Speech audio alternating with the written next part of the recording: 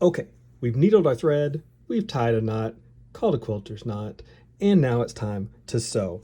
I've just grabbed a couple scraps here from a current project I've been working on, hope you don't mind.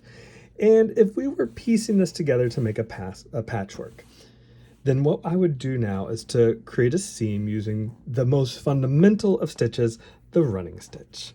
And that means we're just gonna basically make a seam. I'll lay out my line here. About 1/4 of an inch in from the edge. This is called a seam allowance. And you want to come in 1/4 of an inch because you need enough fabric here to anchor the threads. If you sew too close to the edge, what's going to happen over time is that there's not enough strength in just 1/8 of an inch of fabric, and this is going to start to fray.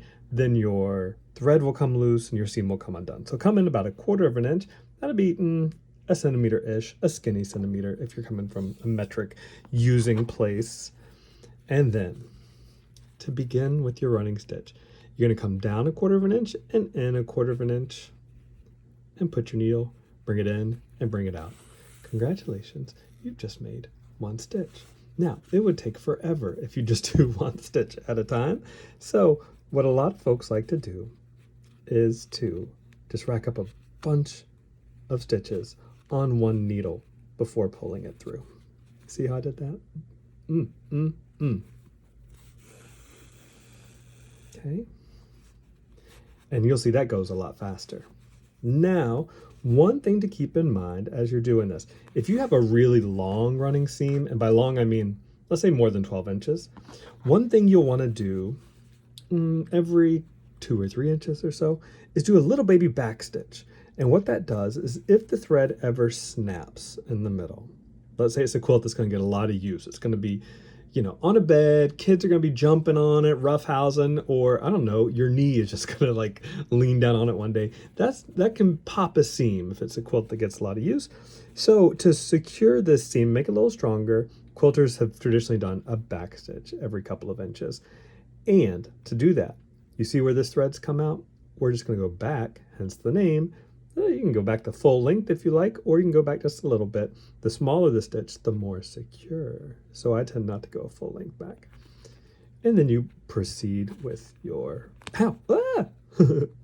Careful kids, learn from your Uncle Zach. Don't stab yourself, it hurts. Okay, and so then after your back stitch, you can just proceed with your normal run and stitch as you were. Okay, and there you go. Just keep doing that till you get to the end. And then once you get to the end, let's just pretend you're already there. To secure a seam, here's the way I like to do it. I don't tie any knots at the very, very end. I just do another back stitch. 1, get this, 2, what's he doing? Crazy.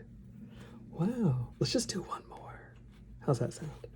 I do 3 back stitches, just pile them right on top of each other. Here, take a closer look. All right, see how I piled that right on top of each other? Then I trim my thread, again about 1/4 of an inch, 1/2 an inch, something like that. You don't want to cut too close because you don't want your knot coming undone. And there you have a beautifully pieced seam. And what I love about a hand piece seam is there's a quality of line here. Let's see if the camera can pick it up. There's just a little bit of a wobble between the stitches. You just don't get that on a machine, right? Now, one thing, I'll save that for the next video. Okay, congratulations, you've just done the running stitch, the back stitch, and you finished a seam.